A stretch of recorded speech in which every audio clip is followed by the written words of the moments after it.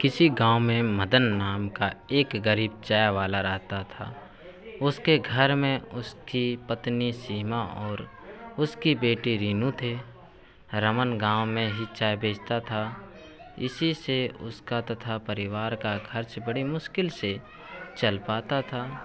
मदन उस जलपरी को देखकर हैरान हो गया। उसने पूछा कि आप कौन हो और मेरे नाम कैसे जानती हो?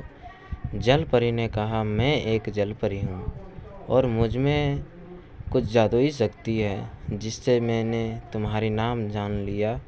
तुम्हारी मछलियों को दाना खिलाने की आदत से मैं प्रसन्न हुआ।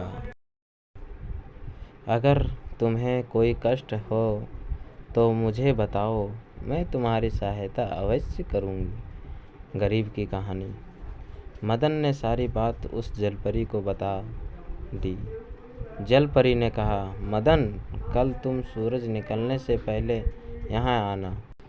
मैं तुम्हें सोने के सिक्के से भरा थैला दूंगी जिससे तुम अपने परिवार का खर्चा अच्छे से उठा सकोगे। यह सुनकर जलपरी वापस नदी में चली गई। अगले दिन सूरज निकलने से पहले ही मदन नदी पर पहुंचा। तभी वहां जलपरी प्रकट हुई और उसने मदन को सोने के सिक्के से भारी एक थैली दे दी।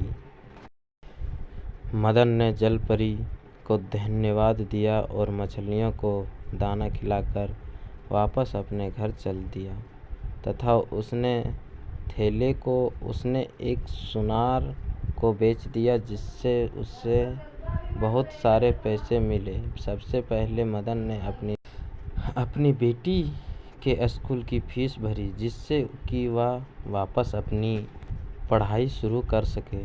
कुछ महीने के बाद मदन ने उन पैसे की मदद से एक छोटा सा होटल शुरू कर दिया। उस होटल से उसकी आर्थिक स्थिति अच्छी होने लगी तथा उसने एक पक्का मकान भी बनवा लिया। मदन ने सोचा कि अब उसके पास अच्छा खासा धन हो गया है।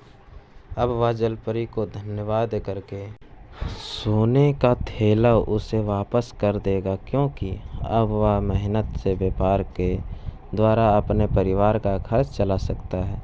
ऐसा सोचकर वह रात को जल्दी सो गया। गरीब की कहानी। उसी गांव में रमेश और सुरेश नाम का दो व्यक्ति रहते थे। वे मदन की सफलता से इच्छा रखने लगे कि वह इतनी जल्दी कैसे धनी व्यक्ति बन गया। किसी तरह उन्होंने सोने के सिक्के वाली बात पता चल गई।